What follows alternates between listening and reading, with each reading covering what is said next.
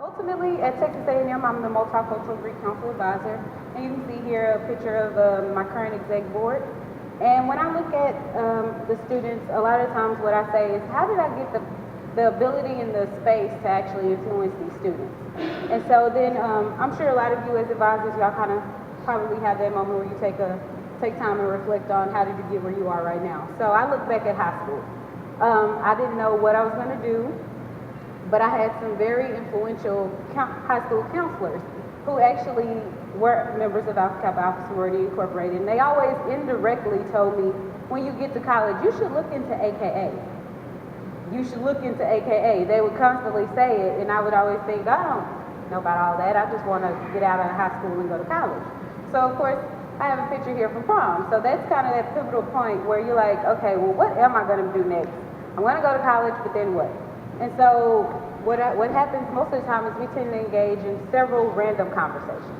I know we talk a lot as advisors about having very intentional discussions with students, but sometimes it's those random conversations that tend to have an impact that you don't even realize that you have on others. And so when I started to think about where I wanted to be as a woman, making a decision of who I wanted to be, ultimately when I decided to go to Texas A&M University, because I did go there for my undergraduate, it was really just a matter of making a decision that I felt I knew would impact others. I knew that A&M was built on the principles of leadership, and that's something that I felt that I had the qualities of and needed to go do. So now I just look at the standpoint of, once I got into A&M, I had a lot of interactions with others.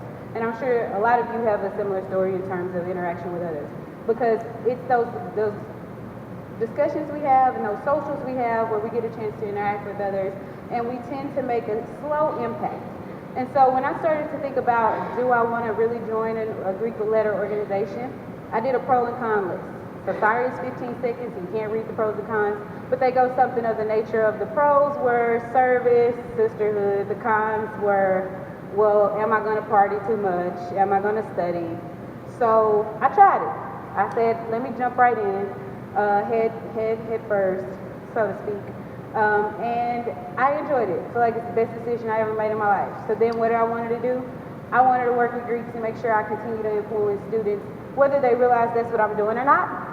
I wanted to make sure that that was something that I did. I wanted to be very intentional with my actions, at the same time, not trying too hard.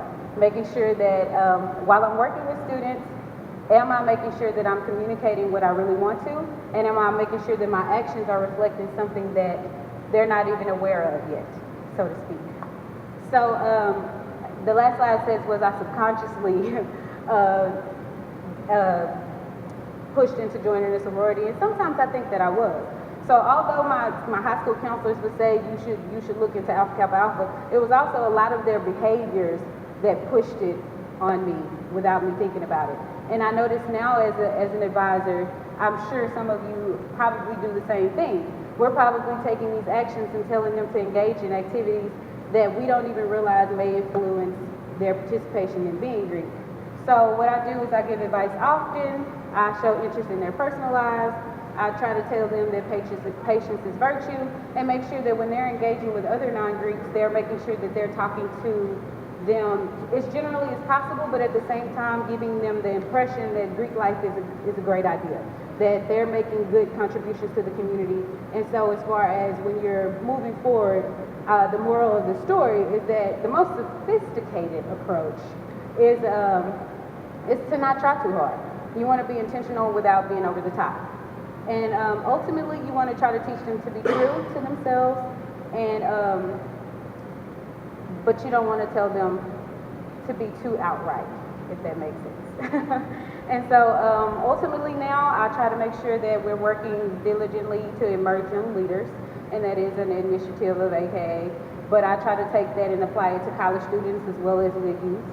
And ultimately, if you were to follow something similar, or making sure that you continue what you're currently doing, hopefully your days are filled with active Greeks and you enjoy what you do. I'm sure we wouldn't be here, but make sure that you're influencing them daily just through your actions. So even if you're not having a conversation with them, so I know we're on social media as well, making sure that whatever we post or whatever we have out there that they see, they'll be more reflective of us. And again, my name is Sade Dawson, and that is all I have.